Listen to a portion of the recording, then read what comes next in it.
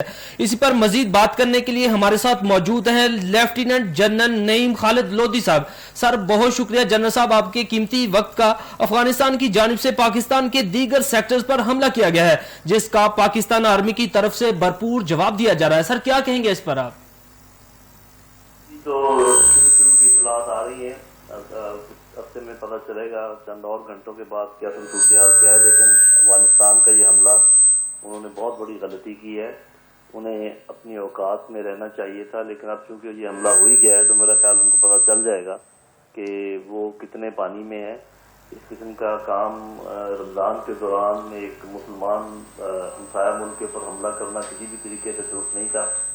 جو پاکستان کے ہوائی حملے تھے وہ تو ٹی ٹی پی کے کیمپوں کے خلاف تھے، وہ تو دہشت گردوں کے خلاف تھے.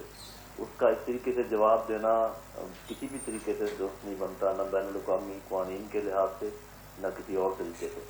تو ہمیں اپنی مسلح افواج پر فخر ہے، ہم ان کے ساتھ کھڑے ہیں. انشاءاللہ وہ ایسا جواب دیں گے کہ یہ یاد رکھیں گے اور آئندہ اس قسم کی کوئی کارروائی کرنے سے گریز کریں گے.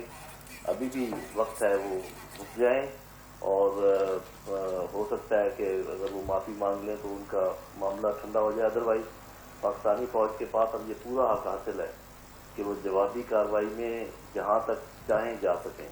اس چیز کا ان کو احساس ہونا چاہیے. دیکھتے ہیں آگے معاملات کیسے بڑھتے ہیں، لیکن میں سمجھتا ہوں کہ افغانستان نے ایک بہت بڑی غلطی کی ہے یہ کام کر کے.